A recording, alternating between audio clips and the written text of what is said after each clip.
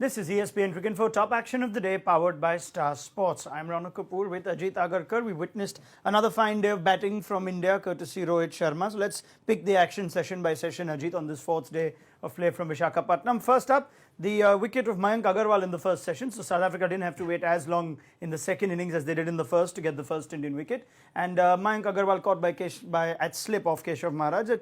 That is a nice little moment for Maharaj, given how much hard work he's had to do, which you can almost sympathize with, even though he has a record now of the most runs conceded by a South African in Test cricket. Yeah, I mean, there have been plenty of runs scored in this Test match. So you expect that against good Indian batsmen. He'll be better off for this experience. I think that wicket would help. You know, it's a classical left-arm spinner's wicket where he's got a batsman who scored a double hundred in the first inning, nicking early. So that'll give him confidence, but it's been a tough test. I think it's been a tough test overall for spin bowling. Everyone's had to work hard. Even the two Indian spinners, who one has over 300 wickets, the other one 200 Test wickets, they've had to work hard on this pitch. So Maharaj, at least in the second innings, could provide South Africa that breakthrough. Yeah, I mean, both Ashwin and Jadeja had to bowl 40 overs or more in the first innings, so that illustrates Ajit's point. Let's go to the second session of play. And while India did look in command after that 500 in the first innings, Cheteshwar Pujara's run of form since Australia hasn't necessarily been as good as Australia, and therefore this innings would be significant for him. He had his moments of luck of both Rabada and Dane Peat, could have been dismissed had Quinton de Kock taken a chance or two, but he's managed to cut loose after that. So we'll just focus on the action given by Cheteshwar Pujara, who'd feel satisfied that this is not another low or mediocre score which has now happened since Australia. Significant 81 for him.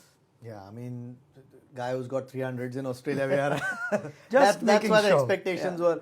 There hasn't been a lot of Test cricket after that. What, two tests? India's played two tests after Australia, if I'm not wrong. So yeah, but it'll be always nice to get that runs in the first test of the home season after missing out on a decent ball in the first inning. He must be disappointed. Perfect conditions to bat. I know he had to wait a long time because of Mayank Agarwal and Rohit Sharma's partnership. But it would be nice to get some runs under his belt just to get some confidence, because it's a long season, and you know, he's probably been the reason why India has beaten Australia in Australia, and even so, you still want runs under your belt. Yeah, and it was Dane Peat that could have had Pujara. His fortunes could have changed, but as a result, sometimes it's just hard luck. The scoreboard won't reflect that Dane Peat's game or day could have been any different, and it just got worse when Rohit Sharma decided that the declaration was going to come soon. So let's have a crack, and he managed to hit Peat for 3 sixes on the trot to himself. Hit 13 sixes in this match, which is a world record, going past Wasim Akram's memorable personal best of 12 sixes in 1996 against Zimbabwe.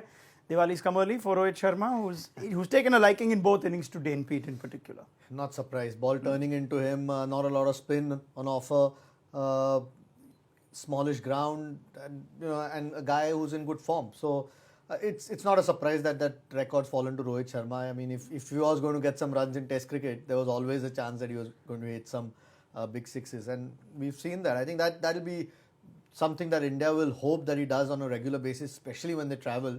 If he can get going, he's someone who can, like Sehwag, can set games for them very quickly.